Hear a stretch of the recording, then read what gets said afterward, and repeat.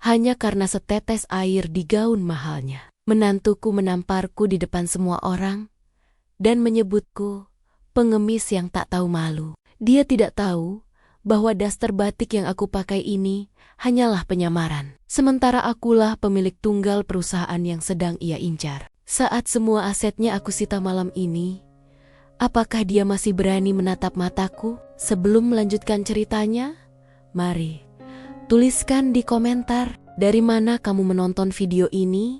Semoga yang sudah subscribe channel Hakikat Cerita, kami doakan dimudahkan urusannya, dilancarkan rezekinya, disehatkan badannya, dan dikabulkan semua doanya. Amin. Mari kita mulai ceritanya. Suasana restoran mewah malam itu terasa begitu mencekik bagi Santi. Ia duduk di ujung meja panjang, mengenakan daster batik yang sudah agak pudar warnanya. Kontras sekali dengan anggota keluarga lain yang memakai setelan jas dan gaun sutra. Di hadapannya, Bella, menantu cantiknya yang selalu merasa menjadi pusat semesta, sedang tertawa keras sambil memamerkan tas tangan barunya yang seharga 1 unit rumah subsidi. Santi hanya menunduk, mencoba menikmati sup hangatnya dengan tenang. Meski ia tahu kehadirannya di sana hanyalah sebagai pelengkap yang tidak dianggap. Baginya, kemewahan ini bukanlah hal baru. Namun ia memilih untuk menyimpan ropet-ropet siapa dirinya yang sebenarnya, demi melihat sejauh mana ketulusan anak dan menantunya dalam memperlakukan seorang ibu yang dianggap tak punya apa-apa. Kejadian itu bermula begitu cepat, secepat kedipan mata yang mengubah tawa menjadi amarah. Saat Santi hendak meraih gelas air putih di sampingnya, tangannya yang sedikit gemetar karena usia tidak sengaja menyenggol pinggiran gelas. Air dingin itu tumpah, mengalir melewati meja dan mendarat tepat di atas paha Bella yang terbungkus gaun putih mahal rancangan desainer ternama. Bunyi denting kaca yang beradu dengan meja seketika membungkam gelak tawa di ruangan itu. Semua mata tertuju pada Bella yang kini berdiri dengan wajah merah padam, menatap noda air yang merusak penampilannya malam itu tanpa peringatan dan tanpa rasa hormat sedikit pun. Tangan Bella melayang di udara. Bunyi tamparan yang keras menggema membuat pipi Santi yang renta terasa panas dan berdenyut seketika. Santi terhuyung ke samping, memegangi pipinya yang mulai memerah, sementara air mata mulai menggenang di pelupuk matanya. Bukannya meminta maaf atas reaksi berlebihannya, Bella justru semakin beringas mengeluarkan kata-kata yang lebih tajam dari sembilu. Ia memaki dengan suara melengking, menyebut Santi sebagai orang tua tidak berguna yang hanya tahu caranya merusak suasana. Bagi Bella, gaun itu jauh lebih berharga daripada martabat ibu mertuanya sendiri. Setiap kata yang keluar dari mulut Bella terasa seperti tusukan belati di dada Santi. Bella menyebutnya sebagai beban keluarga, pengemis yang hanya bisa menumpang hidup di rumah anaknya tanpa tahu malu. Anak laki-laki Santi yang seharusnya membela sang ibu, hanya diam mematung karena takut kehilangan posisi nyaman di perusahaan milik keluarga besar Bella. Ketidakberdayaan anaknya justru membuat hati Santi semakin perih, lebih sakit daripada tamparan yang masih terasa berdenyut di pipinya. Di mata mereka, Santi hanyalah wanita tua dari desa yang beruntung bisa mencicipi kemewahan kota. Tanpa mereka tahu bahwa kemewahan yang mereka nikmati sekarang hanyalah butiran debu dibandingkan kekayaan yang Santi miliki. Santi menarik napas dalam-dalam, mencoba menelan semua penghinaan itu bulat-bulat. Ia tidak membalas makian Bella, tidak pula menangis merongrong, meminta belas kasihan. Dengan gerakan perlahan, ia mengusap sudut bibirnya yang sedikit pecah akibat kerasnya tamparan tadi. Tatapannya yang semula lembut, kini berubah menjadi sedingin es, menatap tajam ke arah Bella yang masih sibuk mengumpat sambil mengelap gaunnya dengan tisu. Dalam diamnya, Santi membuat sebuah keputusan besar yang tidak akan pernah bisa ditarik kembali. Ujian ini sudah cukup, dan ia telah mendapatkan jawaban yang ia cari selama ini. Santi beranjak dari kursi tanpa mengeluarkan sepatah kata pun. Ia melangkah keluar dari ruangan privat itu dengan punggung tegak, mengabaikan tatapan sinis dari kerabat Bella yang lain. Begitu sampai di area parkir yang sepi, ia merogoh kantong dasternya dan mengeluarkan sebuah ponsel lipat tua yang tampak sangat biasa. Namun, di balik casing yang usang itu, tersimpan akses komunikasi yang bisa meruntuhkan kerajaan bisnis manapun dalam sekejap. Ia menekan satu tombol cepat yang langsung tersambung ke nomor pribadi yang hanya diketahui oleh segelintir orang di dunia ini. Suara di seberang sana terdengar sangat formal dan penuh hormat, seolah sudah menunggu panggilan ini selama bertahun-tahun. Santi hanya mengatakan satu kalimat singkat dengan nada suara yang tenang namun penuh wibawa. Ia memerintahkan agar seluruh protokol pemutusan hubungan bisnis segera diaktifkan dan semua aset yang pernah ia berikan secara tidak langsung kepada keluarga Bella ditarik kembali malam itu juga. Tidak ada lagi penyamaran, tidak ada lagi belas kasihan. Baginya, Bella bukan lagi seorang menantu, melainkan debu yang harus segera dibersihkan dari jalan hidupnya. Santi masuk ke dalam taksi yang baru saja ia hentikan, meninggalkan restoran mewah itu tanpa menoleh sedikit pun. Di dalam kepalanya, ia sudah menyusun rencana yang jauh lebih menyakitkan daripada sebuah tamparan. Ia ingin Bella merasakan bagaimana rasanya berada di titik terbawah, di mana uang tidak bisa lagi membeli harga diri, dan di mana semua orang akan berbalik punggung saat kemiskinan datang mengetuk pintu. Malam yang seharusnya menjadi perayaan bagi Bella, kini telah berubah menjadi awal dari penderitaan panjang yang tidak akan pernah berakhir. Santi akan memastikan bahwa setiap tetes air mata yang ia tahan malam ini akan dibayar dengan kehancuran total bagi mereka yang sombong. Santi duduk di bangku taman yang sepi, jauh dari hiruk-pikuk restoran yang baru saja mengoyak harga dirinya. Udara malam yang dingin terasa menusuk kulit, namun rasa panas di pipi kirinya masih jauh lebih menyakitkan. Ia menyentuh kulit wajahnya, ia membengkak. Teringat kembali bagaimana mata Bella membelalak penuh kebencian saat melayangkan tangan. Selama 3 tahun ini, Santi sengaja memilih untuk hidup dalam bayang-bayang. Ia mengenakan pakaian sederhana, mencuci bajunya sendiri, bahkan seringkali memakan sisa makanan yang tidak habis di meja makan, hanya untuk melihat apakah anak dan menantunya masih memiliki nurani. Tujuannya sederhana, ia hanya ingin dicintai sebagai seorang ibu, bukan sebagai pemilik perusahaan konsorsium yang menguasai hajat hidup orang banyak. Namun, kenyataan yang ia dapati malam ini jauh lebih pahit dari dugaannya. Bella bukan sekadar sombong. Wanita itu sudah kehilangan kemanusiaannya. Bagi Bella, orang miskin adalah sampah. Dan sayangnya, Santi memerankan peran orang miskin itu dengan sangat sempurna, hingga Bella merasa berhak menginjak martabatnya. Santi menatap langit malam yang kelam, merenungkan betapa uang bisa mengubah wajah seseorang menjadi monster yang mengerikan. Luka di hatinya semakin dalam ketika ia mengingat diamnya sang anak, Hardy. Sebagai anak kandung, Hardy seharusnya menjadi pelindung. Namun pria itu justru menunduk ketakutan saat istrinya menghina ibunya sendiri. Santi merasa gagal mendidik Hardy. Atau mungkin lingkungan mewah keluarga Bella telah mencuci otak anaknya hingga lupa pada akar tempatnya tumbuh. Ia teringat masa-masa sulit saat ia membangun bisnis dari nol, bekerja keras siang dan malam hanya agar Hardy bisa mendapatkan pendidikan terbaik. Yang ironisnya, kini digunakan Hardy untuk memandang rendah ibunya. Santi menghela napas panjang, mencoba mengusir sesak yang menghimpit dadanya.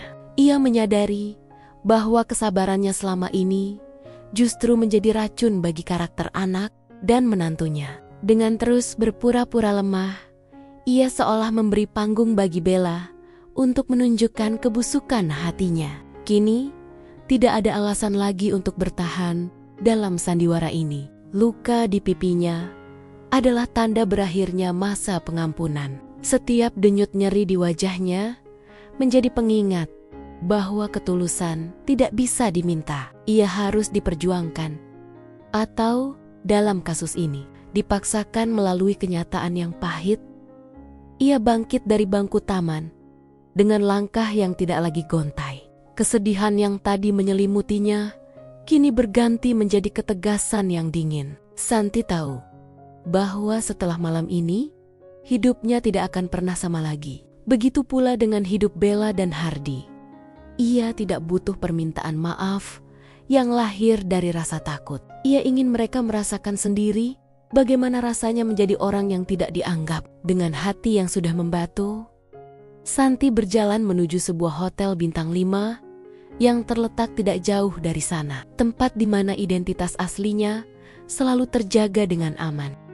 Santi memasuki lobi hotel dengan daster batiknya yang lusuh, memicu tatapan merendahkan dari petugas keamanan di pintu depan. Namun, begitu ia mengeluarkan sebuah kartu berwarna hitam legam dengan logo emas yang sangat khusus, sang petugas langsung membungkuk dalam seolah sedang menghadap seorang ratu. Tanpa sepatah kata pun, Santi diantar menuju lift pribadi yang membawanya langsung ke lantai paling atas, ke sebuah kamar suite yang selama ini ia sewa atas nama perusahaan bayangan. Di dalam ruangan luas itu, segala kesederhanaan yang ia pakai seolah luntur oleh kemegahan interior di sekelilingnya. Ia duduk di kursi kerja yang menghadap langsung ke kerlap-kerlip lampu kota. Dengan jemari yang tenang, ia kembali meraih ponsel lipatnya. Namun kali ini, ia menyalakan perangkat enkripsi yang tersambung ke jaringan pusat perusahaannya. Sambungan telepon itu langsung diangkat pada dering pertama. Di seberang sana, suara seorang pria paruh baya bernama pengacara Baskoro terdengar penuh kesiagaan. Baskoro adalah orang kepercayaan Santi yang selama ini mengelola operasional konsorsium, sementara Santi melakukan pengujian moral terhadap keluarganya. Santi memberikan instruksi dengan nada yang sangat datar, hampir tanpa emosi. Ia memerintahkan Baskoro untuk meninjau kembali seluruh kontrak pasokan bahan baku yang selama ini mengalir ke perusahaan tekstil milik ayah, Bella. Perusahaan itu bisa berdiri tegak hanya karena suntikan dana rahasia dan kerjasama eksklusif dari konsorsium milik Santi. Tanpa dukungan itu, perusahaan keluarga Bella hanyalah bangunan kosong tanpa nilai. Santi juga memerintahkan agar seluruh rekening bank yang terhubung dengan nama Hardy dan Bella segera dibekukan untuk diaudit secara menyeluruh atas dugaan penyalahgunaan dana hibah keluarga. Keheningan sempat merayap di ujung telepon saat Baskoro mendengar perintah tersebut. Sang pengacara tahu betul bahwa perintah ini berarti kehancuran total bagi targetnya. Namun, ia tidak bertanya lebih lanjut. Ia hanya mengonfirmasi bahwa semua instruksi akan dijalankan dalam hitungan jam. Santi menutup telepon itu dan meletakkannya di atas meja. Ia tahu bahwa saat ini di rumah mewahnya, Bella mungkin sedang tertawa merayakan keberhasilannya, mempermalukan sang ibu mertua, tanpa sadar bahwa setiap tawa yang ia keluarkan adalah hitung mundur menuju kemiskinannya. Santi kemudian berdiri di depan cermin besar, menatap bayangan dirinya sendiri. Pipi kirinya masih tampak memar, sebuah tanda fisik dari pengkhianatan orang-orang yang ia cintai. Ia melepaskan daster batiknya dan menggantinya dengan jubah sutra yang dingin di kulit. Perasaan bersalah yang sempat terlintas karena harus menghancurkan anaknya sendiri, kini hilang sepenuhnya. Ia sadar bahwa kehancuran ini adalah obat terbaik untuk menyembuhkan kesombongan Bella. Malam itu, Santi tidak tidur untuk meratapi nasibnya, melainkan untuk menyaksikan bagaimana kekuasaan yang ia bangun selama puluhan tahun bekerja dengan presisi yang mematikan. Pagi itu dimulai dengan sinar matahari yang cerah. Namun bagi Bella, suasana di dalam rumah mewahnya terasa sangat berbeda. Ia terbangun dengan perasaan puas setelah meluapkan amarahnya pada Santi semalam. Baginya, menampar ibu mertuanya adalah bentuk penegasan bahwa tidak ada tempat bagi orang rendahan di dalam hidupnya yang sempurna. Ia menyesap kopi mahalnya sambil memandangi katalog perhiasan terbaru, membayangkan kalung berlian mana yang akan ia beli dengan bonus keuntungan perusahaan bulan ini. Namun, ketenangan itu tidak bertahan lama ketika Hardi masuk ke ruang makan dengan wajah sepucat kertas. Tangannya gemetar hebat sambil memegang tablet yang menampilkan grafik saham yang terjun bebas tanpa ada kabar atau peringatan apapun. Nilai perusahaan keluarga Bella anjlok hingga ke titik terendah dalam sejarah. Berita di televisi mulai menayangkan spekulasi tentang kegagalan manajemen. Sementara telepon di rumah itu mulai berdering tanpa henti. Bella yang awalnya menganggap itu hanya kesalahan teknis, mulai merasa panik saat ayahnya menelepon dengan suara histeris. Sang ayah mengabarkan bahwa seluruh mitra utama mereka secara serentak membatalkan kontrak kerjasama tanpa alasan yang jelas. Aliran dana yang biasanya mengalir lancar tiba-tiba mampet total, membuat operasional perusahaan terhenti seketika di seluruh cabang. Keangkuhan yang biasanya menghiasi wajah Bella mulai luntur perlahan, digantikan oleh keringat dingin yang membasahi keningnya. Ia mencoba menghubungi beberapa relasi bisnisnya yang berpengaruh. Namun satu persatu nomor mereka tidak bisa dihubungi atau sengaja menolak panggilannya. Orang-orang yang biasanya menjilat dan memujinya kini seolah menghilang ditelan bumi dalam hitungan jam. Rasa percaya diri Bella mulai goyah. Namun ia masih berusaha meyakinkan dirinya bahwa ini hanyalah masalah persaingan bisnis biasa yang bisa diselesaikan dengan uang. Ia belum menyadari bahwa badai ini bukan datang dari pesaing, melainkan dari orang yang ia anggap beban kemarin malam. Suasana di dalam rumah berubah menjadi tegang saat petugas bank datang mengetuk pintu dengan membawa tumpukan dokumen legal. Mereka menginformasikan bahwa seluruh kartu kredit dan rekening pribadi atas nama Bella dan Hardi telah dibekukan sementara untuk pemeriksaan mendalam. Bella berteriak histeris, memaki para petugas itu dan mengancam akan menuntut mereka. Namun, para petugas hanya menatapnya dengan pandangan dingin yang kosong. Di sudut ruangan, Hardi hanya bisa terduduk lemas, menyadari bahwa kehidupan mewah yang mereka banggakan sedang berada di ambang kehancuran total. Sore harinya, desas-desus mulai beredar bahwa ada kekuatan besar di balik jatuhnya perusahaan keluarga mereka. Sebuah kekuatan yang hanya dimiliki oleh pemimpin tertinggi konsorsium yang selama ini misterius. Bella masih mencoba mencari kambing hitam, menyalahkan Hardi karena membiarkan ibunya membawa sial ke dalam rumah mereka. Ia bahkan tidak terpikir untuk mencari Santi, karena dalam benaknya wanita tua itu hanyalah pengemis yang mungkin sedang menangis di pinggir jalan. Padahal di sebuah gedung pencakar langit tak jauh dari sana, Santi sedang mengawasi setiap detik keruntuhan mereka melalui layar monitor dengan tatapan yang sangat tenang.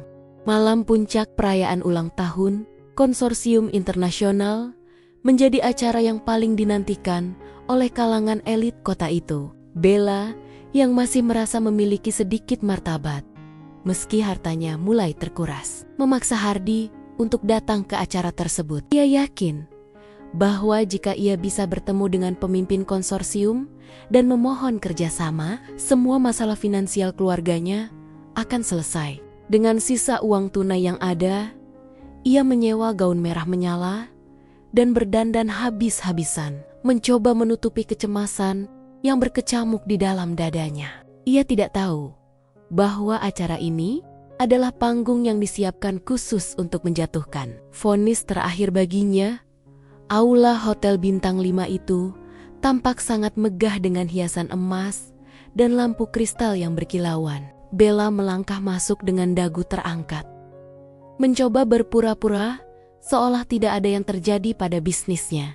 Namun, ia merasa aneh karena orang-orang yang biasanya mendekatinya kini justru menjauh, seolah ia membawa wabah yang mematikan. Bisik-bisik di sekelilingnya terdengar seperti dengungan lebah yang mengganggu, membicarakan tentang siapa sosok pemimpin konsorsium yang akan muncul malam ini. Bella berdiri di dekat panggung utama, menggenggam segelas sampahnya dengan tangan yang berkeringat, menanti sang penyelamat yang ia harapkan. Suara pembawa acara menggema, meminta perhatian seluruh hadirin karena pemilik tunggal konsorsium akan segera naik ke panggung untuk memberikan pidato pembukaan. Lampu aula meredup dan sebuah sorotan cahaya tunggal diarahkan ke pintu besar di samping panggung. Bella menahan napas. Matanya melebar mencari sosok pria perkasa yang ia bayangkan sebagai sang pemimpin. Namun, ketika pintu terbuka, yang muncul bukanlah seorang pria dengan setelan jas mahal, melainkan seorang wanita dengan gaun bludru hitam yang sangat elegan dan berwibawa. Wanita itu melangkah dengan anggun. Setiap gerakannya memancarkan kekuasaan yang tak terbantahkan. Jantung Bella seolah berhenti berdetak saat wanita itu semakin mendekat ke arah cahaya. Wajah yang selama ini ia hina sebagai wajah pengemis, kini tampak begitu bersinar dan penuh kemuliaan. Di atas panggung itu berdiri Santi, dengan rambut yang tertata rapi dan tatapan mata yang tajam seperti elang. Tidak ada lagi daster batik atau raut wajah lemah yang biasa Bella lihat di rumah. Santi berdiri tegak di depan mikrofon. Sementara seluruh tamu penting di ruangan itu menunduk hormat dengan sangat hikmat. Bella merasakan dunianya seolah berputar hebat. Kakinya terasa lemas hingga ia harus berpegangan pada pinggiran meja. Santi memulai pidatonya dengan suara yang sangat jernih dan berwibawa, berbicara tentang integritas dan bagaimana sebuah kekuasaan harus digunakan untuk melindungi, bukan untuk menindas. Selama berpidato, mata Santi sempat menyapu seluruh ruangan dan berhenti tepat di mata Bella yang kini bergetar ketakutan. Senyum tipis yang penuh arti muncul di bibir Santi. Sebuah senyum yang menyatakan bahwa permainan sudah berakhir. Bella ingin berteriak bahwa ini tidak mungkin, bahwa ini hanyalah mimpi buruk. Namun kenyataan bahwa ibu mertua yang ia tampar adalah wanita paling berkuasa di ruangan itu menghantamnya. Dengan sangat keras, puncak dari guncangan mental Bella terjadi ketika Santi menyebutkan secara terbuka bahwa konsorsium tidak akan lagi mentoleransi mitra bisnis yang memiliki moral rendah dan tidak tahu cara menghormati orang tua. Tanpa menyebutkan nama secara langsung, semua orang di ruangan itu menoleh ke arah Bella, seolah mereka sudah tahu siapa yang dimaksud oleh sang pemimpin. Bella merasa ribuan pasang mata menelanjanginya, meruntuhkan semua harga diri yang selama ini ia bangun di atas kesombongan. Di sana, di tengah keramaian yang mewah, Bella menyadari bahwa ia baru saja menggali liang kuburnya sendiri dengan tangannya yang arogan. Lantai aula yang dingin seolah menjadi satu-satunya tumpuan hidup Bella saat kakinya benar-benar kehilangan tenaga. Ia jatuh terduduk di tengah kerumunan orang-orang kaya yang kini memandangnya dengan tatapan jijik dan cemooh. Tidak ada lagi tangan yang terulur untuk membantunya berdiri. Hardy, suaminya, hanya bisa berdiri terpaku dengan wajah yang hancur. Menyadari bahwa ketakutannya selama ini pada sang istri telah menghancurkan masa depan dan ibu kandungnya sendiri. Di atas panggung, Santi masih berdiri dengan tenang, menerima jabat tangan dari para pejabat tinggi dan pengusaha internasional yang berebut mencari perhatiannya. Bella mencoba merangkak mendekat ke arah panggung, mengabaikan gaun mahalnya yang kini terseret di lantai dan kotor oleh tumpahan minuman. Ia mencoba memanggil nama Santi, namun suaranya hanya keluar dalam bentuk bisikan yang parau dan gemetar. Petugas keamanan dengan sigap menghalangi langkahnya sebelum ia sempat menyentuh tangga panggung. Mereka memperlakukan Bella seperti penyusup yang tidak diinginkan, persis seperti cara Bella memperlakukan Santi di meja makan beberapa malam lalu. Ia yang dulu merasa sebagai ratu, kini harus merasakan bagaimana rasanya menjadi tontonan yang memalukan di depan publik. Santi akhirnya turun dari panggung dan melangkah perlahan menuju arah Bella. Langkah kakinya yang beradu dengan lantai marmer terdengar seperti lonceng kematian bagi karier dan kehidupan sosial Bella saat mereka berada dalam jarak yang sangat dekat. Santi berhenti dan menatap menantunya itu dari atas ke bawah. Tidak ada amarah di mata Santi.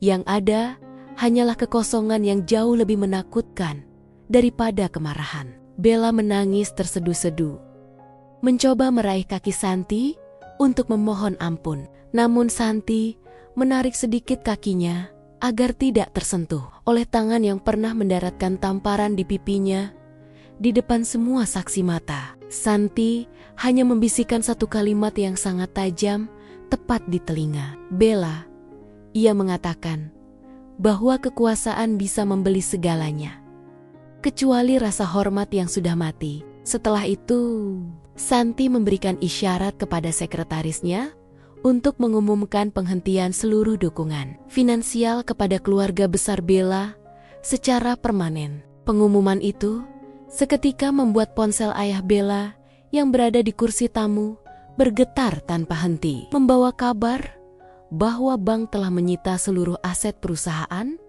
karena gagal bayar yang terjadi secara mendadak. Malam itu, Bella bukan hanya kehilangan muka, ia kehilangan seluruh dunianya. Keesokan harinya, rumah mewah yang selama ini menjadi kebanggaan Bella sudah dipenuhi oleh garis polisi dan petugas kurator. Truk-truk besar berdatangan untuk mengangkut seluruh perabotan mahal, lukisan, hingga koleksi tas branded yang selalu Bella pamerkan di media sosial. Ia berdiri di trotoar depan rumahnya sendiri dengan hanya membawa satu koper kecil berisi pakaian seadanya. Tidak ada lagi pelayan yang membantunya. Tidak ada lagi mobil mewah yang menjemputnya. Tetangga-tetangga yang dulu sering ia remehkan, kini hanya menonton dari balik pagar dengan senyum sinis, membicarakan kejatuhan. Mendadak sang sosialita sombong. Hardi mencoba membujuk ibunya melalui telepon ribuan kali, namun nomornya telah diblokir secara permanen. Ketika ia nekat mendatangi kantor pusat konsorsium, ia bahkan tidak diperbolehkan masuk melewati pintu lobi. Keamanan di sana sangat ketat. Dan instruksi Santi sudah jelas bahwa tidak ada anggota keluarga itu yang boleh mendekat. Tanpa dukungan dana dari Santi, Hardi yang tidak memiliki keahlian apapun selain menghabiskan uang, kini harus menghadapi kenyataan bahwa ia juga tidak punya apa-apa. Ego Bella yang setinggi langit telah menyeret mereka semua ke dalam lubang hitam kemiskinan yang tidak memiliki dasar. Proses hukum berjalan sangat cepat dan mematikan. Pengacara Baskoro memastikan bahwa setiap celah hukum ditutup sehingga keluarga Bella tidak bisa melakukan pembelaan. Utang-utang perusahaan yang selama ini ditutupi oleh subsidi rahasia Santi kini ditagihkan secara penuh beserta bunganya. Dalam waktu singkat, keluarga besar Bella dinyatakan bangkrut secara total. Ayah Bella mengalami serangan jantung karena tidak kuat menanggung malu dan beban utang. Sementara anggota keluarga yang lain saling menyalahkan satu sama lain. Keharmonisan palsu yang dibangun di atas uang itu hancur berantakan dalam sekejap mata. Bella mencoba mencari perlindungan ke tumonmen sosialitanya. Namun satu persatu, pintu rumah mereka tertutup rapat untuknya. Mereka yang dulu berebut ingin menjadi temannya, kini merasa malu jika nama mereka dikaitkan dengan wanita yang telah menghina ratu konsorsium. Ia kini bener-bener sendirian, di tengah kota yang luas, tanpa uang, tanpa teman, dan tanpa martabat. Setiap kali ia melihat cermin di toilet umum tempatnya mencuci muka, ia selalu teringat pada tamparan yang ia berikan kepada Santi. Ia baru menyadari bahwa tamparan itu adalah awal dari kehancuran abadi yang ia ciptakan sendiri. Beberapa bulan berlalu, dan berita tentang jatuhnya keluarga Bella sudah mulai terlupakan oleh publik. Namun penderitaan Bella baru saja dimulai. Ia kini tinggal di sebuah kontrakan sempit di pinggiran kota yang kumuh. Tempat yang dulu selalu ia hina sebagai tempat tinggal manusia kelas bawah. Setiap hari, ia harus bangun pagi-pagi sekali untuk bekerja sebagai buruh cuci di pasar. Sebuah pekerjaan kasar yang membuat tangannya yang dulu halus kini piko-pika dan kasar. Upahnya yang sangat kecil itu pun habis hanya untuk membayar bunga utang yang terus menumpuk dan tidak akan pernah lunas seumur hidupnya.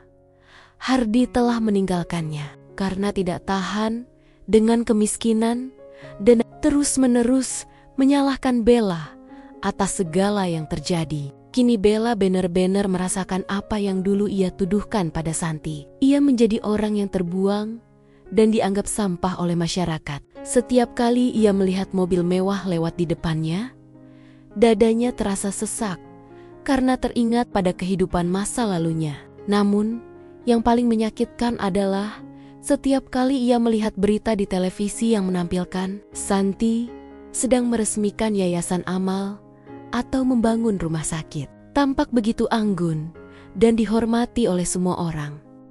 Santi sendiri telah menemukan ketenangannya kembali. Ia tidak pernah lagi mencari tahu tentang keberadaan anak dan menantunya.